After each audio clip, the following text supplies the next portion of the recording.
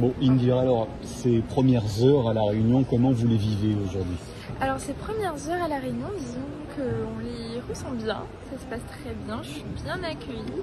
Pour le coup, j'ai découvert la scène qui est assez impressionnante, elle est très belle et puis j'ai eu l'occasion aussi de rencontrer les candidates, donc elles sont très belles et je pense que le choix sera compliqué samedi. Justement, concernant les candidates, est-ce que vous avez une préférence, ou peut-être sans nous donner de nom, mais certaines qui rentrent plus dans les critères Miss France que d'autres? Elles rentrent toutes dans les critères, parce qu'elles sont toutes magnifiques.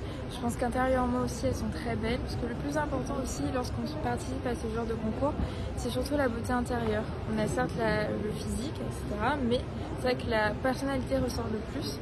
Et pour le coup, j'ai pas encore de préférence, mais je pense qu'elles ont toutes leurs chances et je leur souhaite aussi plein de courage et plein de chance. Il vous reste quelques mois avant de rendre votre couronne. Est-ce qu'on peut faire un petit bilan de mi-parcours sur cette année? Alors un petit bilan, écoutez, j'ai vécu énormément de choses. Pour le coup, Miss France m'a permis de gagner des années de maturité, d'assurance.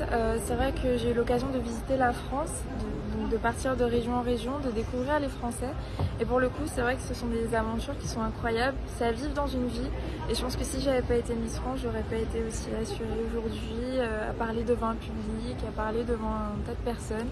Pour le coup, je suis très contente parce que je vis un rêve. Miss France, c'est ça, c'est vivre son rêve et découvrir plein de choses et avoir plein d'opportunités par la suite.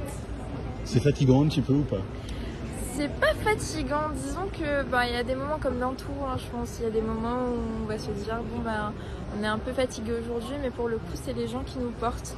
Moi ça a été ça, je suis très bien entourée, j'ai une équipe autour de moi et puis je suis tout le temps en contact avec ma famille qui m'aide, entretient entre guillemets, qui m'encourage tous les jours.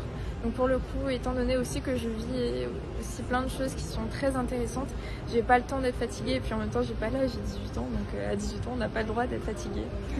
Vous êtes la 13e Miss Ultramarine depuis les débuts du concours, la 4e si je dis pas de bêtises en 7 ans. Qu'est-ce qui fait la différence? En quoi est-ce que les Miss Ultramarines se démarquent là ces dernières années? Après, je dirais que dans les îles, on aime beaucoup les concours de Miss. C'est vrai que c'est ancré dans notre culture. On a plein de concours de Miss, que ce soit Miss Guadeloupe ou bien d'autres concours extérieurs. C'est vrai que pour le coup, c'est quelque chose qui est ancré dans notre culture. Donc on aime beaucoup ça et puis on vote beaucoup, on est chauvin. C'est vrai qu'à chaque fois qu'il y a une Miss qui revient dans la région, on l'accueille comme une reine. Et moi, pour le coup, j'ai été accueillie comme une reine en Guadeloupe et ça, c'est impressionnant parce que c'est des gens souvent que je ne connais pas, qui m'encouragent, qui me soutiennent. Donc ça, c'est vraiment des très bons moments que je passe avec eux. Donc je suis toujours très reconnaissante envers eux parce que c'est un rêve que je vis et c'est grâce à eux. Merci beaucoup. Si vous avez